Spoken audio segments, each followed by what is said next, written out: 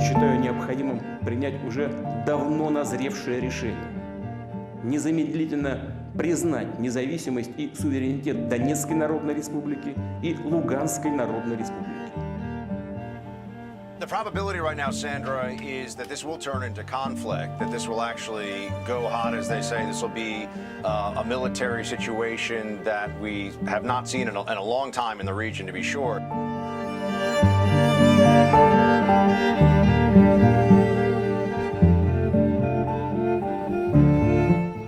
Hi guys, this is day one of a vlog in Ukraine. We just arrived yesterday. We got the Airbnb and we're now walking and strolling around Kyiv. Right behind us is the Golden Gate. To be honest, certainly a Golden Gate looks like more a wooden church, but I don't know what those people are all about. I love them. I love Ukrainian people. It's pretty cool. We're about to go and get some of a famous Kyiv bakery. So we're gonna take the metro. First time we're taking like metro in Eastern Europe and not quite sure what to expect, but you'll follow us through it. We will survive this. We'll keep you updated. But this guy is holding a church and I think this is magnificent.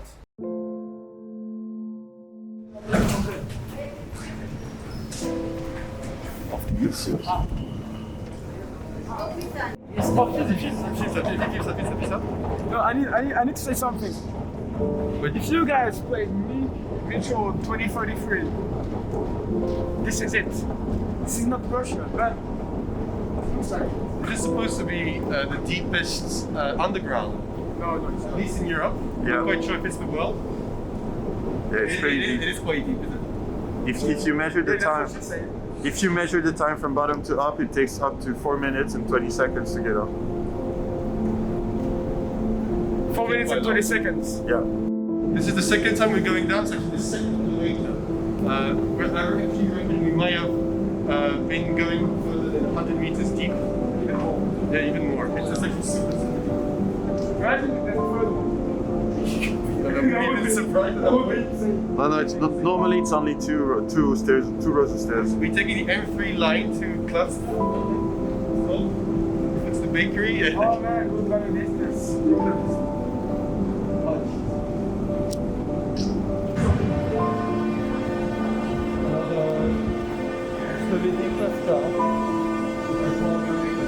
Okay, so we're going to this station here. Krovska is obviously, I can read Cyrillic guys, Krovska. And we're going to eat and get food. And I'm quite surprised by these trains. They look super reliable even though they look old. They're so authentic. And you should have seen like the outside of it. Ukrainian flag and all. They're quite clean. They're actually quite clean. I mean, we're going straight from Paris, which has a nice metro, but sometimes it's quite unclean and sometimes unsafe. But so far, we haven't felt unsafe at all. We even got like some police women telling us not to take pictures of the driver of the metro, which was. And that's when I felt unsafe to be honest.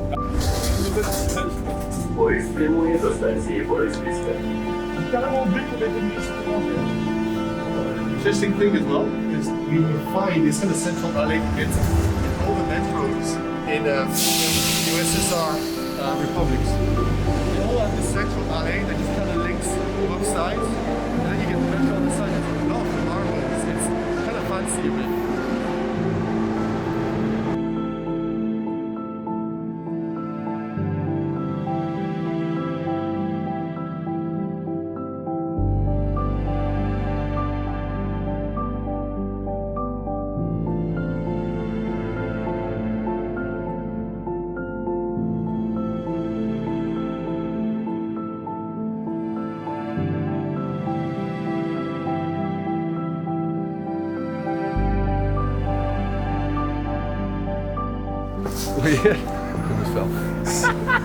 We're in some random neighborhood, like not too far from the main street, and literally the second you leave the main street, you can see how much dirtier and actually like much more. I actually like the mix of cars. You go from this, no name, to a fucking Jaguar. This one is expensive. No idea. We don't want to be mean, but there's a guy like over there that looks like he might be either on drug or he drank too much. But the overall, it looks, this is kind of a weird, like melancholic vibe. It's undescribable. It's literally like if you go left, literally you will see skyscrapers and all, and then you walk like 5 seconds and you're here. You can see like. And look at this wonder. Like this is huge. We don't know what that is. Can you see it with the sun? Yeah, a bit. This is huge. The bricks, they're really uneven. It feels like they're not being made properly. The whole building is gonna collapse in like 5 seconds. You do this, bing, and that's it. I'm not sure there's money anymore. And not too much anymore. But yes, it's a pretty nice, kind of nice place to be. This car is actually open. Like, I mean, we're not gonna open it because we never know what might happen. But Don't. and there's like a boiler in it, and what looks to be car wheels. It's just weird. It's just what the fuck is going on? On like a very odd thing. This car dates back from the USSR. They used to be made by the state, and it used to be shaped. Yeah, and it famously, Donald Reagan in one of his speech mentioned that like for a citizen to get one of these cars would take 10 years just to order one and get one. And it's quite fantastic that we can get to see one actually. There's literally someone looking at us so weird.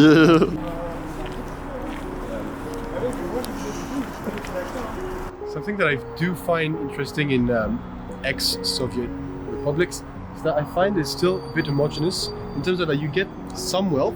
It's not extreme wealth, but it's wealth. And then you get poverty, but it's not quite the stark contrast you might get in Mexico, for example, where you get extreme wealth and extreme poverty. I think there's still a sense of homogeneity between these two like social classes. And it's something that I wanted to point out. Maybe it's a fragment or the remnant of the Soviet era where they try and smush different social classes together. At least I don't feel as this stark contrast, this dichotomy, as much here than I feel in Western Europe.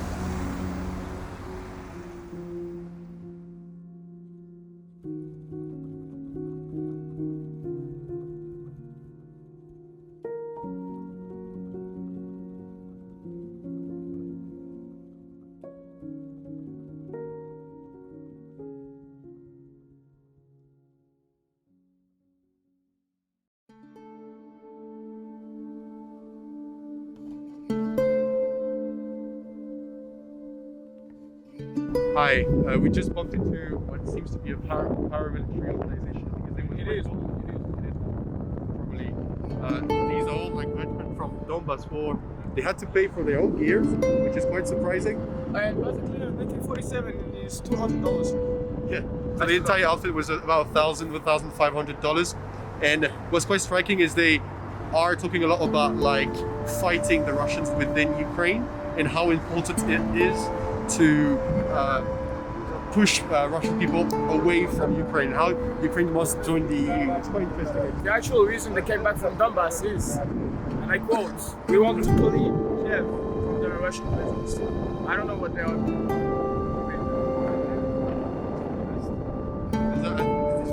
There seems to be a huge separatism feeling within Ukraine, and I think we did mention it at the beginning, but the population is about almost evenly split between Ukrainian-speaking and Russian-speaking people. You can kind of feel this dichotomy right here. There's not too many though, but I wonder if it's not like the tip of the iceberg of much bigger organizations. What's surprising is that there is no police presence whatsoever. I mean, you can look against nothing. So those guys could be doing anything at this moment.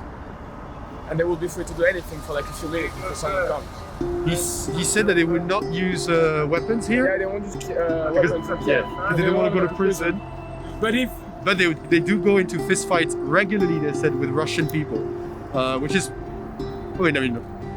it's quite impressive, isn't it? And he also mentioned half of the government, or the parliament actually, being on the payroll from Russian officials. So that situation is really, really shady. Who knows what will happen in a few years, or even months, or days. 18 я проснулась от того, что прогремели выстрелы, разбудила своего парня сразу. Он разбудил да, он разбудил брата, и брат, который является моим молодым человеком, позвонил мне в 5:29 утра со словами: «Кристин, вставай, началась война».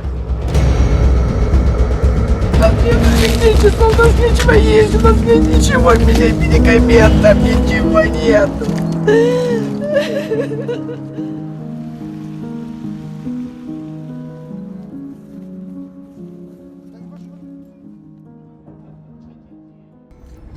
Hi guys, we are on our way to Chernobyl.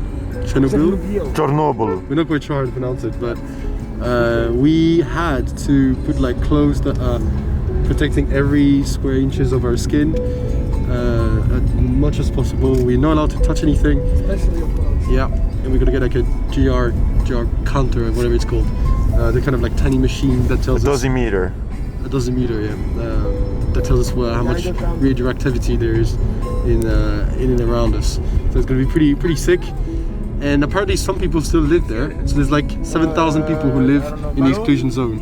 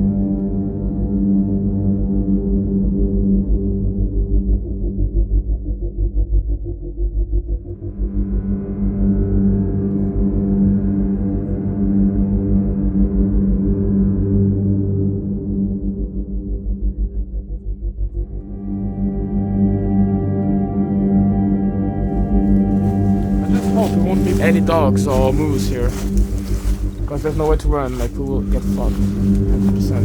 Which way wait?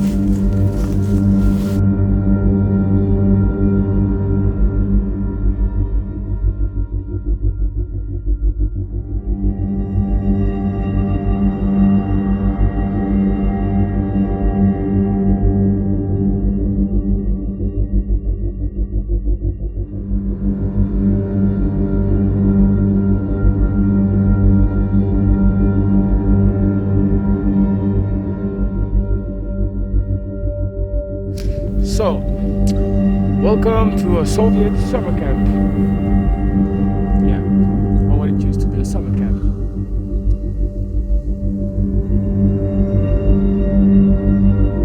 So, long story short, on every Soviet maps back then, this place was called summer camp for kids. It was a way to hide it, to hide the facility. And you would wonder, and you would ask yourself, how the fuck can we hide something that big? The thing is, when we were driving here, because of all of the trees, and those were really small trees, they were like huge pines, they were hiding this. And the only way to actually see this would be to be at the top of the Chernobyl facility, like the nuclear power plant. So yeah, they managed to hide this from everyone here and everyone on the planet. So why did they build this? Well, shit. Anyway, why? Basically, they wanted to spy on the Americans. The Americans had many allies in Europe, so they could spy on the USSR, but they didn't have that many allies in North America. I mean, they had Cuba at some point. Yeah, we need to shit that. Yeah. Yeah, I'll talk about it after this. So basically, they had Cuba, of course, for some time. They had, well, maybe South American countries sometimes, but they were not able to see what happened in the US, in mainland US. So they built this to use low frequencies and to make those low frequencies bounce on this, to be able to see what happens with that radar. So this is a radar. This is a big ass radar. You can't even see it. We'll try to get a better point of view. And like we are starting to be above the sanitary norm for radiations. Anything above 0.30 is supposed to be unhealthy if you stay for a long period. Although we have to bear in mind that when you are in the plane, you're actually getting readings of up to 2 point, which is saying a lot about like the widespread lack of knowledge on radiation people have. I think it was quite shocking to know that like right in Kyiv where we were, the readings we were saying, I think it was 0.14, yeah, 0.14. And when and everywhere within the 30 kilometers and even at the beginning of the 10 kilometers radius around Chernobyl, we were below or equal to 0.14. And sometimes we were like to 0.10, even at the entrance of the exclusion area. It was like 0.10, something like that. Yeah. And then as soon, like, the thing is, we are kind of like, we are really close to the power plant. It's less than 10 kilometers, but we are south of it. And when it happened, the wind was blowing north. So all of the dust went north and northeast and northwest, basically everywhere except for here. So we are having these readings now that are like above the average, but we'll get more than this in a few minutes, in a few hours, like definitely more than this when we'll get next to the power plant. But it's safe because we're only staying here for one day. And you have to bear in mind that people actually live here. They work here because we need, they need workers to actually make that place a bit safer and prevent another disaster because the core is still melting actually.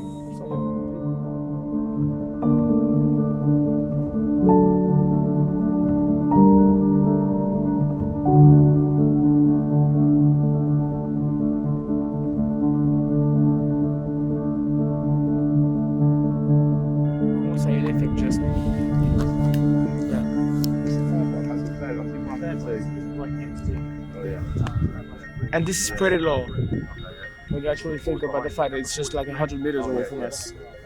Basically, you would need 4 million of those to actually have chances of dying in the next months or like a couple years.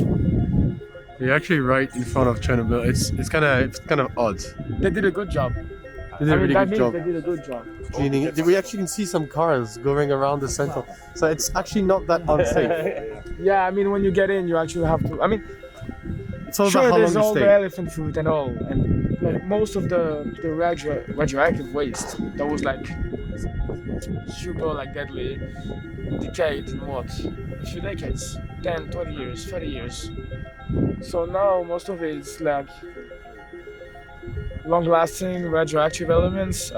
She said plutonium, that has a half-life like a couple 100,000 years. Thousands of years, yeah. Like But millions of years, yeah. again, I think that the principal issue was how long are you staying in one place, and where really.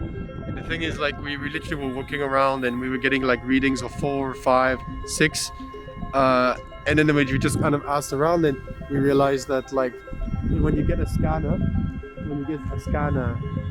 you actually get exposed to 10,000 of these units, which is, you feel huge. And you actually don't really know about it because you just go to have your leg scanned and you think it's fine and you have no risk, but actually you do actually technically get exposed to extreme radiation.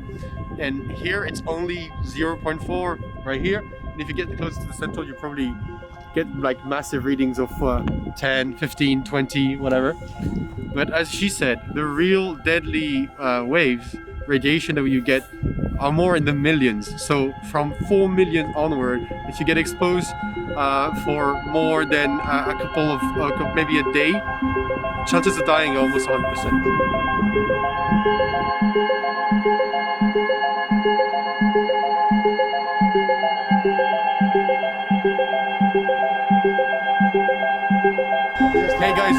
literally right in front of the. Hey guys, literally, this is not happening to Chernobyl. We're not supposed to film this. This is not real. Don't want any problems with the government. This is a Snapchat attack. Oh.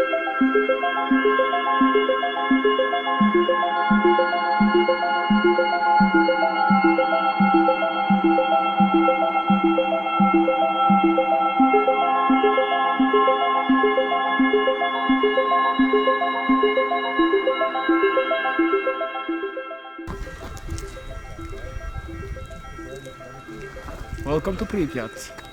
With a surprising level of radiation that is not that bad actually. It's okay.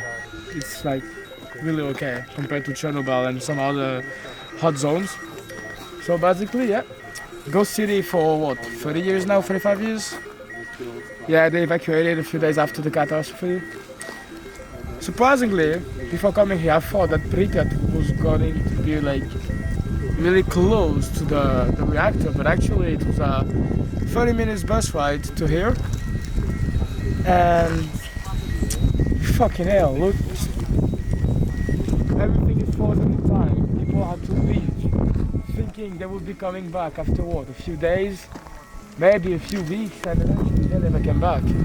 They never came back. Some did actually. There are some villagers living in the 30 kilometers area surrounding the reactor because they're old, because they want to get back home, because they built these houses, because they had their whole life there, memories, and they don't really care about dying of radiation poisoning, I mean cancer related diseases, because they're old and they just want to hold on the memories. And to be honest, it looked like a cool place. I mean, it's a Soviet city, so I don't know, I wasn't there, but look, I mean, if you just take away the fact that everything is destroyed and desolated, it's charming in its own way, I guess.